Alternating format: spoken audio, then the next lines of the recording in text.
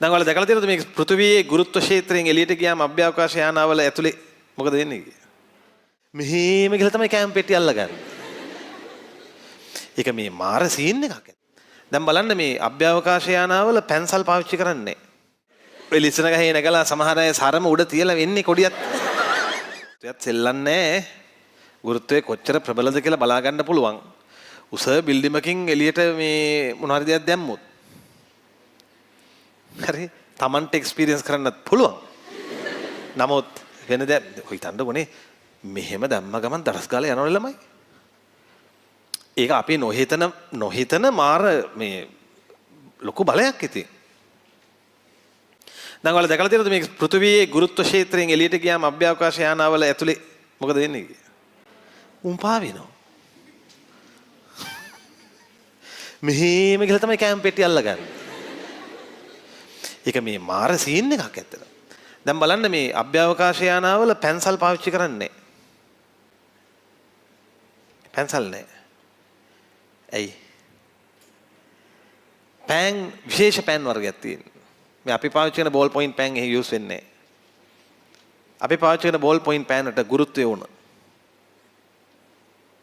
ගුරුත්වය ඕන. ඒකයි ඒක පහළට තින්තවල බරේ ඉන්නේ. අරකේ ගුරුත්වය නෑ. ඒකට විශේෂ පෑන් වර්ගයක් තියෙනවා. පැන්සල් පාවිච්චි කරන්නේ නැත්තේ. පැන්සල් මිනිරන් පල්ලෙහාට එනවා කියලා නෑ නේ. නිකමට හරි උල කැඩුනොත් මොන මගුලේ මේ උල යයිද දන්නේ.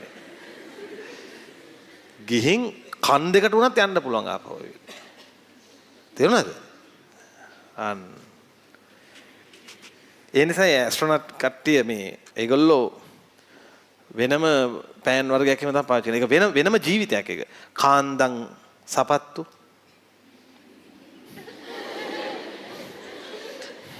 ඒක මාර ජීවිතයක්. සමහර මේ ළමයි යන්නේ අභ්‍යවකාශ මේ ගගනගාමියෝ වගේ. Tamanට වඩා ලොකු සපත්තු දාන්න මෙහෙම අර පුළුල්ල වෙහෙදුණු ඔටු වගේ පාද වගේ සමන්ගේ සයිස් එකකින් දාගෙන යන්න ඕන.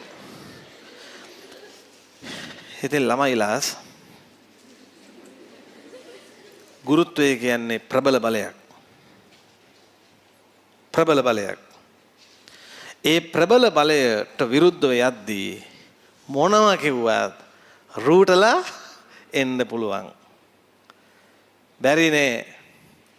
දැන් බලන්න එල්ලුම් ගහේ නෙමෙයිනේ මේ අවුරුදු ලිස්සන ගහේ නේද?